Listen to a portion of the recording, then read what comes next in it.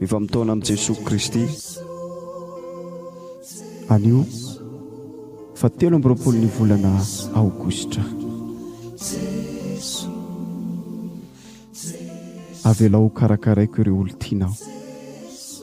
Avelao hiahy azy ho tsara antoka kokoa izy ireo ao amiko noho ny eo an-tananao efa mikarainkona.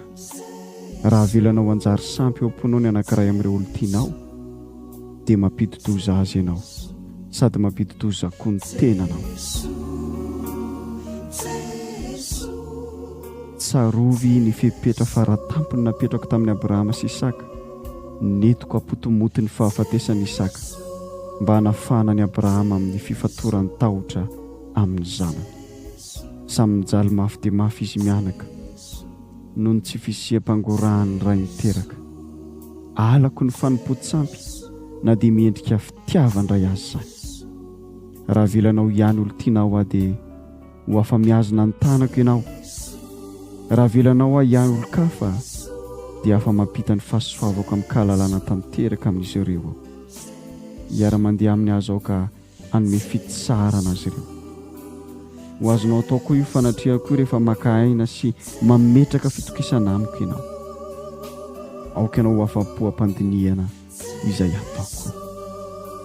Genesis 2:20 ka hatramin'ny 2:12. Rehefa tonga teo amin'ny toerana izay voatondron'Andriamanitra izy ireo dia nanorina altara teo i Abrahama sady nandahatra ny kitay. Dia namatotra ny Isaka zanany izy ka nametraka azy teo amin'ny altara teo ambonin'ny kitay. Ary nanenjy tanana ndray niantsy Abrahama mba hamonoana ny zanany. Fa niantso azy avy any an-danitra ny anjelin'ny tompoka nanao hoe Abrahamo, Abrahamo. Io kosa ny navalin'ny Abrahama azy, inty aho. Dia hoy indray ilay anjely, aza manenjy tanana amin'io zazalahy io ianao ary aza manao amina inona na inona akory, satria fantatro ankehitriny fa manaja ianao.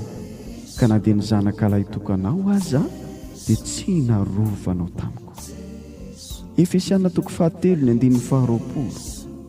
Ary ho an'Andriamanitra izay mahay manao mihoatra noho ny zavatra rehetra, eny mihoatra lavitra noho izay angatantsika na iverintsika azy araka ny heriny miasa ataontsika.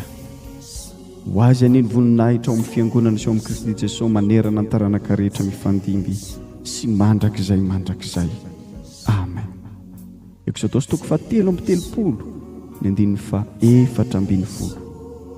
Tena malo ny tompo hoe izao mihitsy no andeha hiaraka aminao ka hanome anao fiadanana. Amen.